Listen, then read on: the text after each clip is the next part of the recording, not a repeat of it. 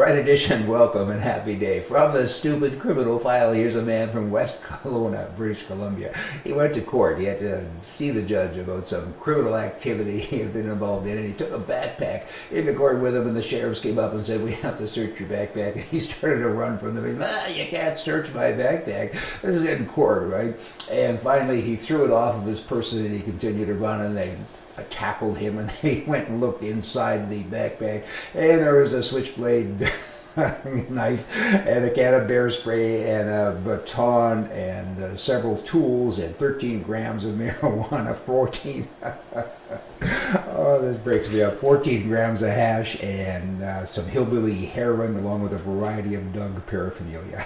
Robert Thompson, he was charged with breach of reconnaissance, 3 counts of possession, a prohibited weapon, and a whole bunch of other things. I mean, they walk among us. Premier Christy Clark, who's still in British Columbia, she says that her gender might have something to do with the dismissive tone that she has heard from the opposition leaders, and she goes on to say, "I think the NDP, that's socialist in Canada of course, some of the members of the NDP do have a tendency to see women differently from men. It's something that women experience all over the place." You think? Son of a gun, who would have known? I kind of thought we're all the same. Women have babies, there's a whole bunch of different things with our mood swings, and we even look different. I know all about that stuff. And she's talking like that, I mean, she's a little weird. Kind of stupid stuff. She's just typical socialist person looking for something to grab a hold of and make a conversation out of, or a point. What's that got to do with the price of a banana? I hope we're different. I kind of like being different. You know, otherwise you're kind of over to that gay thing, right?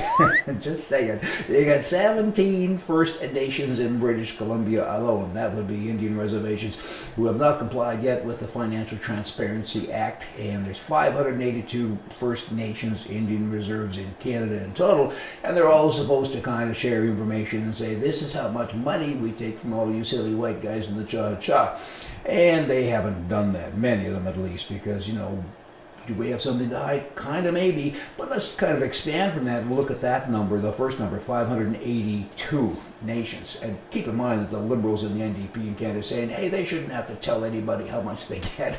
I tell you about contrarians, they're kind of against everything. But 582 governments within a government that suck out billions and billions and billions of dollars per quarter to govern what? To clean roads that are already clean? Oh, I don't get it. Talking about different colors here in America, some blacks in America now want the name changed from Black Friday to anything else that is not racist. Okay, I'm okay with that. I want White Christmas changed to something else. How do you like that?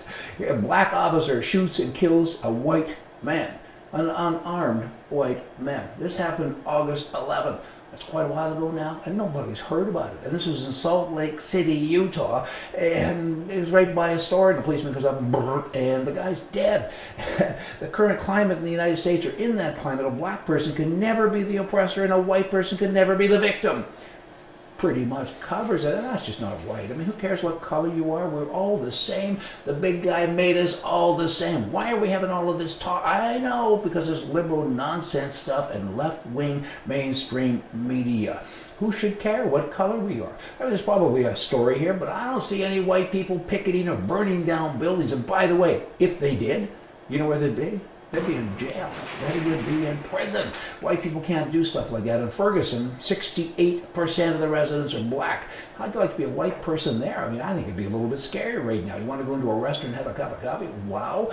Maybe not very safe. I mean, again, it shouldn't be about color at all. Politicians, they've screwed it all up. And the mainstream commie press. You all come back here tomorrow. I'll have more for you from the right. See ya.